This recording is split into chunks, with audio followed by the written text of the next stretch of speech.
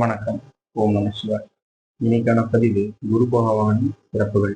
குரு பகவான் முழு சுபர், இயற்கை சுபகிரகம். மற்ற கிரகங்களுக்கு இல்லாத விசேஷமான அமைப்பு அப்படிங்கிறது குரு பகவானுக்கு மட்டுமே உண்டு. ஏன்னா குரு விசேஷ பார்வை கொண்ட கிரகங்களான செவ்வாய், சனி மற்றும் குரு பகவான், இந்த 3 கிரகங்களுக்கு மட்டும்தான் விசேஷ பார்வை அப்படிங்கிறது இருக்குது. விசேஷ பார்வை அப்படின்னா மற்ற கிரகங்களுக்கெல்லாம் தான் இருக்கிற வீட்டிலிருந்து நேர் 7ஆம் வீட்டை பார்க்கக்கூடிய ஒரே ஒற்றை பார்வை மட்டும் அப்படிங்கிறதா இருக்கு. ஆனா குரு பகவானுக்கு மொத்தம் தான் இருக்கிற வீட்டிலிருந்து 3 வீட்டை பார்க்கக்கூடிய சிறப்பான அமைப்பு அப்படிங்கிறது குரு பகவானுக்கு மட்டுமே உண்டு.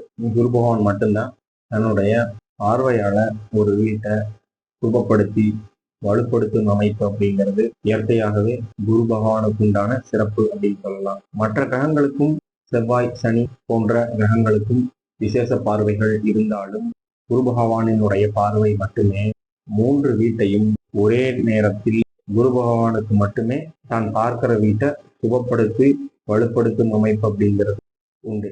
செவ்வாய், சனி இந்த 2 கிரகங்களுக்கு விசேஷ பார்வைகள் இருந்தாலும் அந்த கிரகங்கள் பாவ கிரகங்கள் அப்படிங்கிறதுனால இந்த சிறப்பான அமைப்பு அப்படிங்கிறது குரு பகவானுக்கு மட்டுமே உண்டாகும்.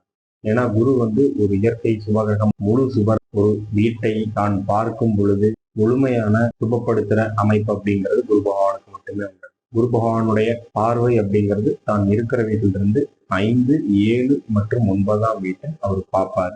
அதுலேயும் குரு ஆட்சி, உச்சம் மற்றும் மூலத்திரிகோண வலுவடைந்து பார்க்கும் பொழுது கூடுதலான வலு அப்படிங்கிறது ஒரு வீட்டிற்கோ அந்த வீட்டில் இருக்க கிரகங்களுக்கோ கிடைக்கப்பெறும். ஏன்னா குரு ஒரு சுப கிரகங்களையோ அல்லது ஒரு பாவ கிரகங்களையோ பார்க்கும் பொழுது, சுப கிரகங்களை தொடர்பு கொள்ளும் பொழுது அந்த கிரகங்களினுடைய நற்பலன்களை மிகுதிப்படுத்துவார். தீய கிரகங்களினுடைய சேர்க்கை ஒரு வீட்டில் இருக்கும் பொழுது அந்த வீட்டை குரு பகவான் பார்க்கும் பொழுது அந்த கிரகங்களினுடைய தீய கொடிய பலன்கள் மட்டுப்படும். இது குரு பகவானுக்கு உண்டான பார்வையின் விசேஷம்னே சொல்லலாம். குரு சப்த கிரகங்கள்ல அருளணியை சேர்ந்தவர். மேசம், கடகம் மற்றும் சிம்மம், விருச்சிகம் தன்னுடைய சொந்த ராசியான தனுசு, மீனம் லக்னக்காரங்களுக்கு குரு திசை உண்மையிலேயே ஒரு நல்ல சிறப்பான பலன்கள் அளிக்கக்கூடிய தசையா இருக்கும். மற்ற லக்னக்காரங்களுக்கும் இருக்கும் நிலையை பொறுத்து குருவினுடைய பலன் அப்படிங்கிறது இருக்கும். குரு ஒரு சுபகிரகம் அப்படிங்கிறதுனால உங்கள் லக்னத்துல இருக்கிறது உண்மையிலேயே சிறப்பான விஷயம். 5, 9ஆம் வீடுகள் இருக்கிறதும் மிகச்சிறந்த பலனை அளிக்கக்கூடியது. நிதிக்கு காரகத்துவம் பெறுபவர் உச்சிர காரகன் அவர் தான். நிதிக்கு காரகத்துவம் பெறுவது அப்படிங்கிறதுனா ஃபைனான்ஸ் சம்பந்தப்பட்ட தொழில்கள், பணப்புழக்கம் எங்கெல்லாம் இருக்குதோ அதெல்லாம் குருவினுடைய டிபார்ட்மெண்ட்ல வரும்.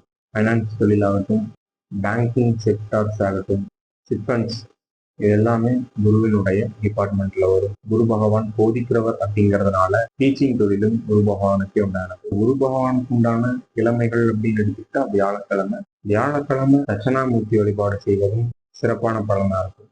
அப்படி இல்லைன்னா கும்பகோணத்திலிருந்து ஒரு 17 கிலோமீட்டர்ல ஆலங்குடி அப்படிங்கிற ஊர்ல ஸ்ரீ ஆபத்த சகாயேஸ்வரர் சுவாமி கோவில்ல குரு பகவானுக்கு உண்டான பிரசித்தி பெற்ற ஸ்தலமா இருக்கு. அங்க சென்று வழிபாடு செய்வதும் சிறப்பானதா இருக்கும். ஜோதிடம் ரிலேட்டடான பதிவுகளை நம்ம சேனல்ல பார்க்க விரும்புறவங்க லைக் பண்ணுங்க, கமெண்ட் பண்ணுங்க, சப்ஸ்கிரைப் பண்ணுங்க, ஷேர் பண்ணுங்க. மீண்டும் அடுத்த காணொளியில் பார்க்கலாம். நன்றி.